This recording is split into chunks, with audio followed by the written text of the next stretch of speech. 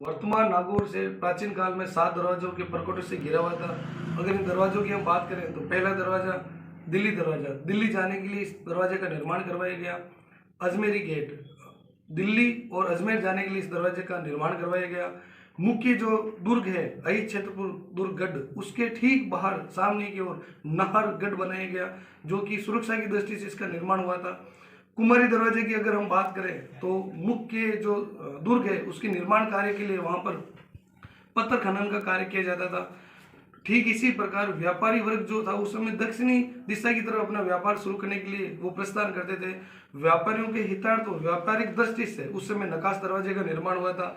अगर हम माही दरवाजे की बात करें तो मुल्तान से जो पलायन करके यहाँ नागौर की तरफ आए थे तो उनको बसाने की दृष्टि से माही दरवाजे की स्थापना हुई थी और आज वर्तमान में वहां पर लोहार नागौर शहर इन 7 खूबसूरत दरवाजों के बीच बसा हुआ है। जैसे दुनिया में 7 अजूबे होते हैं उसी तरह इन दरवाजों के बाहर एक गणेश जी का मंदिर स्थापित है, क्योंकि गणेश जी को विघ्न करता व दुख हरता का देवता माने जाते हैं।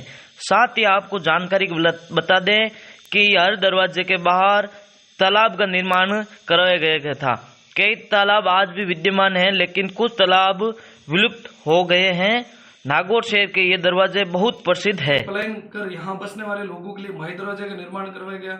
वर्तमान में ये लोहारपुरा के पास में स्थित है और यहाँ नागौर जो शहर है उसको औजारों की नगरी के रूप में जाना जाता है। तो यहाँ के पुरुष और महिला जो वर्ग है वहाँ विभिन्न प्रकार के लोहे की से निर्मित सामग्री के औजारों का यहाँ निर्माण कराया जाता है, जो कि किसान वर्ग के लिए बहुत ही उनके कार्य के लिए यूज किए जाते हैं। अगर हम बात करें अंतिम दरवाजा जो कि नया दरवाजे के नाम से है, ये मान्यता है और कुछ इतिहासकार ये भ्रमित भी है कि जोधपुर के जो राजा थे जसवंत सिंह, वो यहाँ से प्रस्थान के लिए निकले थे।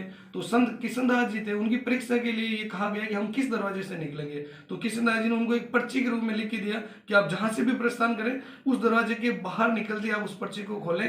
जब उस पर्ची को खोला गया तो पाया गया उसमें नाम लिखा था नया दरवाजा, जो कि राजा ने उसी समय उसका निर्माण कराया गया था। तब से इस दरवाजे का नाम नया दरवाजा है।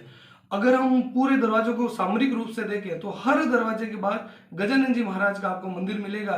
ऐसी मान्यता भी है भारतीय संस्कृति परंपरा के अनुसार कि ये विघ्न हरता है, मंगल करता है। तो नागौर शहर के तमाम जो बाहरी विघ्न थे उनको हरने के लिए हर दरवाजे के बाद गजानन जी महाराज का मंदिर था। साथ में हर दरवाजे के आसपास आपको तालाब जरूर मिलेंगे, जहां पर पीने की दृष्टि से शुद्ध पानी और पानी को एकत्रित करने की भी एक पुराने समय में विचारधारा थी, जो कि तत्कालीन राजा महाराजाओं ने हर दरवाजे के बाद एक तालाब का खनन निर्माण कार्य जरूर करवाया था। संतोष कुमार इनानिया नागौर की ही धरती से इतिहासकार के रूप में आपको इन सारी चीजों से परिचित करवाया।